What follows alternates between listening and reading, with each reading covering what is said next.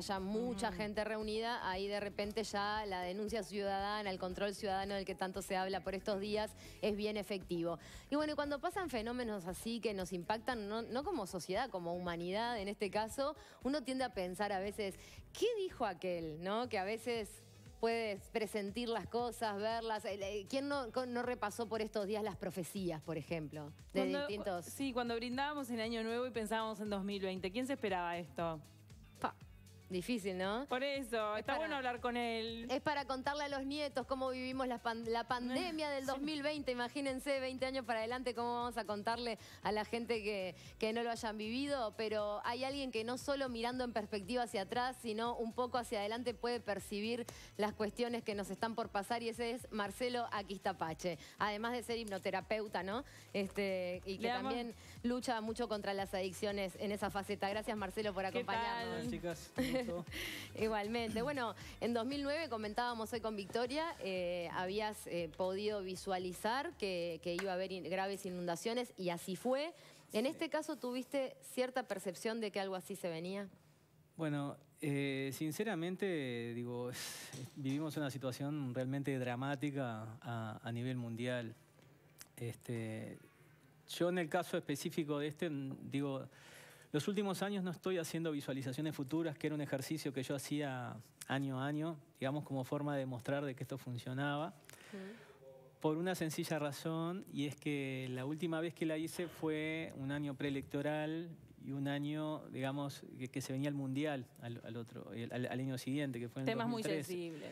Temas muy sensibles y que no me dejaron bien parado, porque lamentablemente tanto en lo político como en la parte futbolística siempre estás de un lado o estás del otro. Entonces hay mucha rivalidad. Claro, hay alguien que está contento con lo que decís y otras personas no. Entonces entendí que quizás no estábamos preparados, digamos, para hacer ese tipo de ejercicio. Digo, de hecho, yo hace 10 años que empecé a trabajar con el tema de adicciones, a desarrollar una metodología, digamos, y dejé, digamos, de exponerme, por decir de alguna manera, públicamente en ese tipo de ejercicio, pero de hecho se puede hacer, se puede aplicar.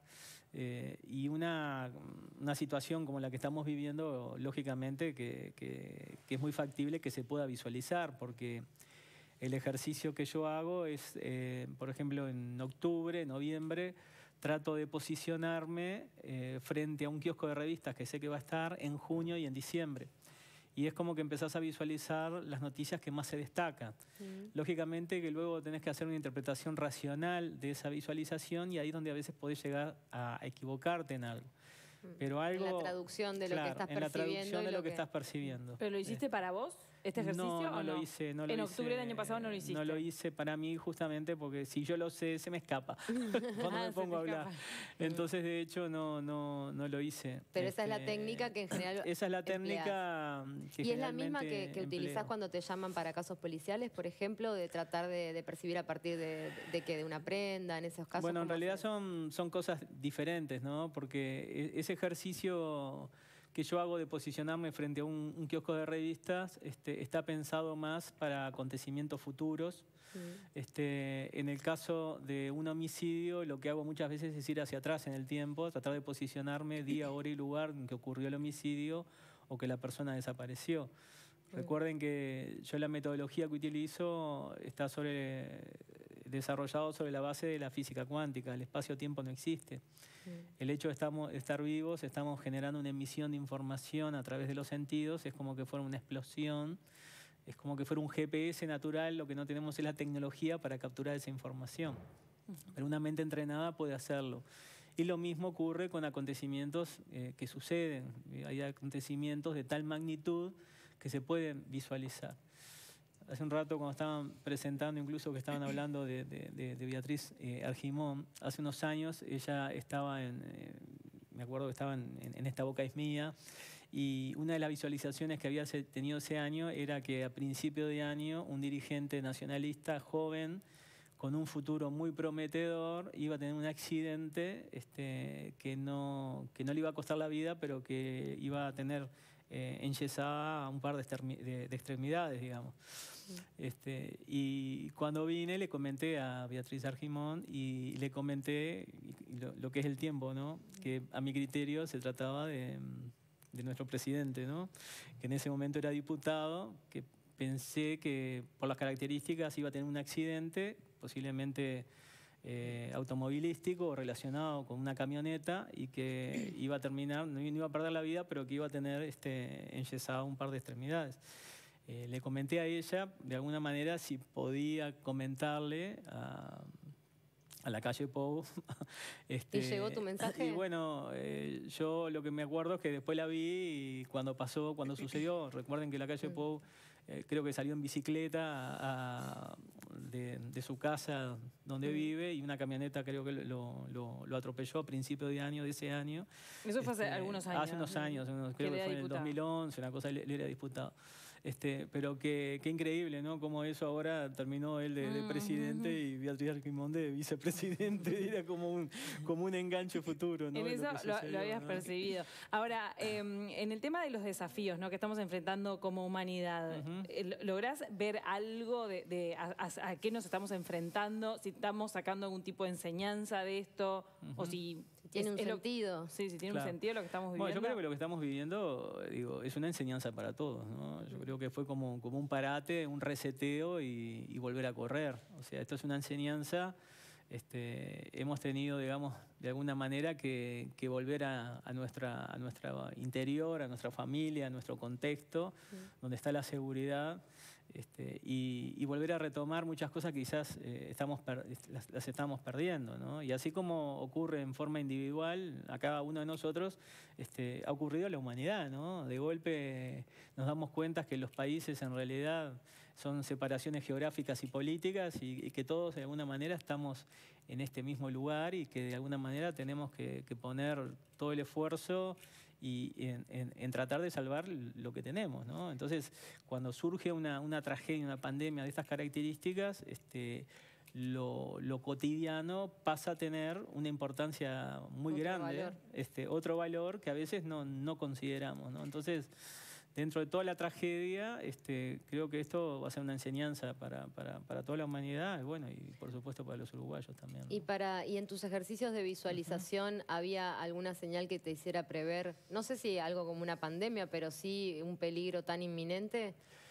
Yo en realidad no llegué a hacer los ejercicios para esto concretamente, como hago habitualmente. Digo, de hecho, bueno, se podría llegar a intentar hacer una visualización, pero no hice un trabajo metódico como hacía todos los años, digamos, para tratar de visualizar aquellos acontecimientos que se destacaban más. Y como un uruguayo más, Sí. ¿no estás sumido como en una incertidumbre? Porque hay un montón de gente que está mirando del otro lado, que me parece que lo que más genera angustia y miedo es lo que va a pasar. Por supuesto que... Es como, ¿qué va a pasar con nosotros? ¿Que vamos a poder salir dentro de 2 semanas? Hay gente que se debe estar preguntando en la casa. En esa situación, como uruguayo, ¿a vos te llega algún tipo de sensación de decir, ¿hay esperanzas? Bueno, yo por supuesto que tengo esperanzas, ¿no? En especial en nuestro país, digo. No solo es el punto de vista, digamos, sanitario ahora, sino después todo un tema económico que va a generar, y sobre todo en las personas que tienen menos posibilidades, ¿no? El que trabaja día a día, digo, que realmente ahí se genera... yo no te puedo decir que hice una visualización futura porque estoy, digamos... De hecho, me da miedo hacerlo, ¿no? De alguna manera. ¿En tus sueños no te visita algún concepto en tus sueños? ¿Sabés qué? He escuchado últimamente, compartiendo con personas, que estamos teniendo pesadillas. Ajá. Bueno, que de repente por esta situación así... Claro, el inconsciente se manifiesta. Eso, por supuesto, todo el estrés que nos genera, porque lógicamente que estamos todos preocupados, digamos, por el mañana, por el futuro. Digo, ¿Te aumentaron las consultas, la gente que te llama, o no sé, algún dirigente que se haya comunicado para pedir orientación? Yo no trabajo como psíquico, como vidente. Lo que sí, digo... Les prometo que si llego a trabajar y hacer una visualización, van a ser las primeras en saberlo. Porque, de hecho, hoy cuando venía para acá, justamente estaba pensando de haber, digamos, hecho el ejercicio para ver qué salía de ahí. Lo que pasa a veces también eso me enfrenta a un montón de demonios internos, que a veces te deja como expuesto a lo que va a suceder, ¿no? Porque das como una referencia. Y a veces, como yo les decía, la interpretación racional que uno a veces hace no es exacto a lo que uno visualiza. Porque está muy buena esa advertencia dentro de todo de un hombre que ha hecho este tipo de ejercicio, que tiene disciplina en hipnoterapia y en todo lo demás, que digas, no siempre lo que las personas que tienen esas capacidades desarrolladas interpretan corresponde a lo que efectivamente va a pasar. También es una suerte de advertencia para tanta interpretación que hay del lado místico de lo que está pasando, ¿no? Sí, lógicamente. No es fácil darle en la tecla y decir, ay, sí, lo que está pasando es esto, esto y esto, y lo que... No, digo, no es todo tan lineal. Determinadas características, ¿no? Yo hace unos años, te estoy hablando hace 10 años, yo veía el 2020, digamos, veía como una amenaza exterior, que yo no sabía interpretar si se trataba del peligro inminente de un meteorito o de algo, pero digo, en la década del 20 estaba asociado. Incluso cuando yo lo comenté en mi casa, mi hija era muy chiquita y me decía, justo el año que voy a cumplir 15 años, porque mi hija ahora en agosto cumple 15 y bueno, y de hecho digo, ¿qué hacemos? Ay, claro. ¿Seguimos, no seguimos? Porque en definitiva... Visualizá, papá, visualizá. Decime si hago la fiesta. Presiona, digo, ¿no? Viajo, hago la fiesta, no hago nada, me quedo en casa. Sí, hay presión, sí, bueno, pero prometo a ver si dadas las circunstancias, a ver si puedo intentar. Te imagino la hija pidiéndole. Bueno, una amenaza exterior, pero sobrevivíamos. Sí, claro. Sobrevivíamos. Eso tranquila, sí, que sobrevivíamos. Era simplemente una amenaza, o quizás se trataba un poco de esta situación, ¿no? Que es un enemigo invisible, por decirlo de alguna manera, ¿no? Sí, invisible y visible, ¿no? Porque también por supuesto, entrando en nuestros organismos sistemas, y todo se está haciendo... Invisible porque no lo ves, pero es realmente trágico todo lo que genera, ¿no? Bueno, y el tema, por último, porque ya nos tenemos que despedir, Marcelo, pero en tu especialidad, que son las adicciones, hoy por hoy, la situación de confinamiento me parece que tampoco es un campo muy benévolo para quienes están transitando adicciones. ¿Cómo lo ves desde ese punto de vista? Nosotros, digo, el fatídico viernes 13 cortamos, por supuesto, con todos los grupos como medida de evitar la propagación. Y de hecho, bueno, seguimos trabajando con el equipo tratando de desarrollar justamente nuevas perspectivas de trabajo y desarrollo de la metodología para ver si puede ser aplicable, digamos, a nivel de la web, ¿no? En este caso.